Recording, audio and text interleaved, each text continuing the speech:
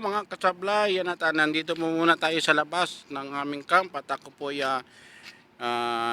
nag-video muna dito para tayo mayroong mga pang-upload na naman ngayong umagang ito. Yan.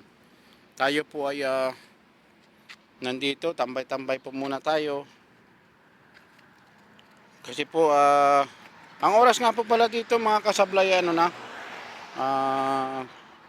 alas 6 ng umaga.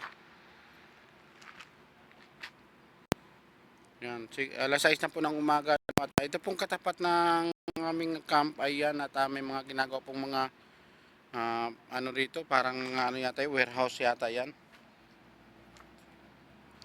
Wala na nga po pala tayo doon sa dati nating ano no. Wala na nga po pala tayo doon sa dati nating ano bilya, yung nakikita nyo po na lagi po tayo pupunta sa dagat. Wala na po tayo ngayon doon. Wala na po tayo doon.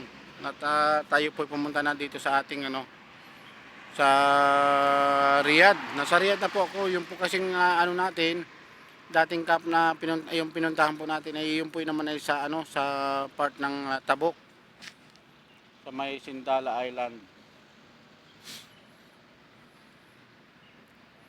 Napakatahimik po dito, gawa ng ano po, mga tulog pa yung mga kasama rin natin, gawa ng Friday ay wala pong pasok no. At kami naman po ay tuloy-tuloy po kami hindi na pumapasok at kami po ay nag-aantay na lamang ng resulta doon sa aming ano, sa aming ipinaglalaban talaga na dapat nakuha na natin yung ating ano,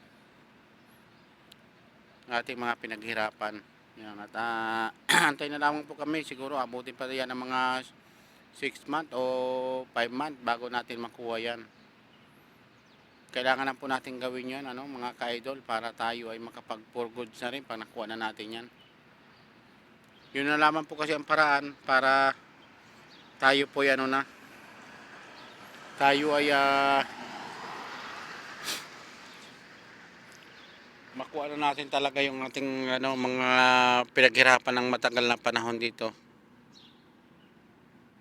Napakasimple lamang po yung ano dito no.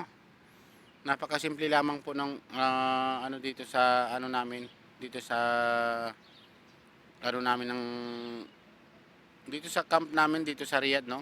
Napakasimple lamang ng mga view, hindi katulad doon sa Tabuk no, ay marami tayong makukunan ng mga magaganda ano. Kasi malapit na lang sa dagat doon ay ano.